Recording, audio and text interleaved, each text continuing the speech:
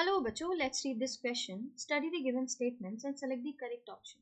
यहाँ पर दिया है cellulose is a homopolymer of glucose. तो यहाँ ये स्टेटमेंट करेक्ट हो जाता है. सेल्यूलोज जो है वो मोनोमर यूनिट से मिलकर बना है. ठीक है, बहुत सारे मोनोमर्स से मिलकर बना है और वो मोनोमर्स वन टाइप के ही हैं. ठीक है, एक ही टाइप के हैं और वो टाइप क्या है, सब ग्लूकोज ही है. Okay, long chain of glucose है. तो यहाँ पर उनको हम क्या कहेंगे, होमोपॉलीमर कहेंगे. होमोपॉलीमर. हेटेरोपॉलीमर हम कब टर्म यूज करेंगे, हेटेरोपॉलीमर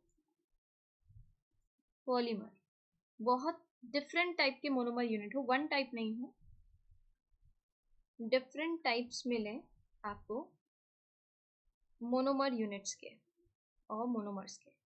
ठीक है, तो उसको आप क्या कहेंगे, हेटेरोपॉलीमर कहेंगे. जैसे यहाँ पर तो हम ग्लूकोज के लिए एक्स ले लेते हैं, तो पूरा आप क्या देखेंगे, एक्स एक्स एक्स ही देखेंगे किसके अंदर, सेल्यूलोज के अंदर.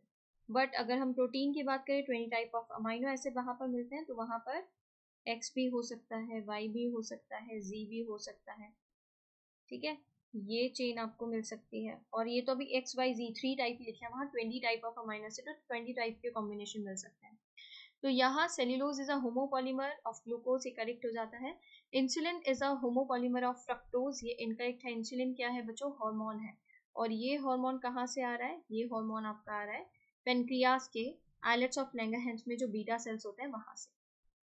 ठीक है, और ये किसका बना होता है इंसुलिन, इंसुलिन पॉलीपेप्टाइड से मिलकर बना होता है ना. यहाँ पर आप ए पॉलीपेप्टाइड देखते हैं. ठीक है, डाइसल्फाइड बॉन्ड बनाते हैं किसके साथ, चेन बी के साथ. ये बी चेन होगी, बी पेप्टाइड हो गए. तो यहाँ इस तरीके से आप देखेंगे.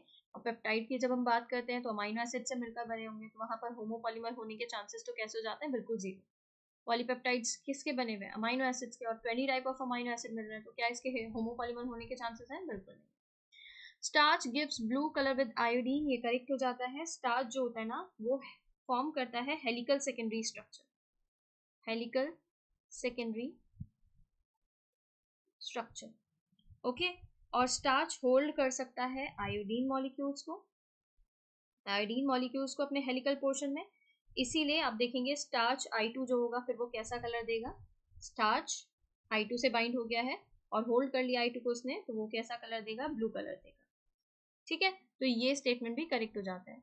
Polysaccharides are long chains of sugars, यहाँ पर ये भी क्या हो जाता है, करेक्ट हो जाता है. लॉन्ग चेन होता है पॉलीसेकेराइड. मोनोसेकेराइड सिंगल के लिए कह रहे हैं, जब बहुत सारे मोनोसेकेराइड्स मिलते हैं 10 to 12 हो जाते हैं तो ऑलिगोसेकेराइड बनाएंगे और फिर उसके बाद आप क्या देखते हैं, पॉलीसेकेराइड बनाते हैं.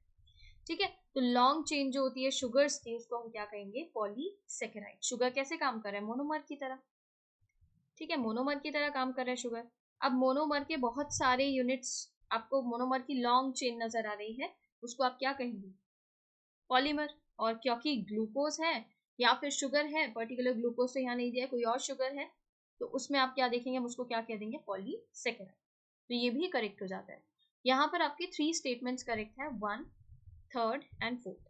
अब देखिए यहाँ क्या दिया, स्टेटमेंट 1, 2, 3 आर करेक्ट, गलत हो जाता है, 2 इनकरेक्ट है. 1, 3, 4 आर करेक्ट, करेक्ट है.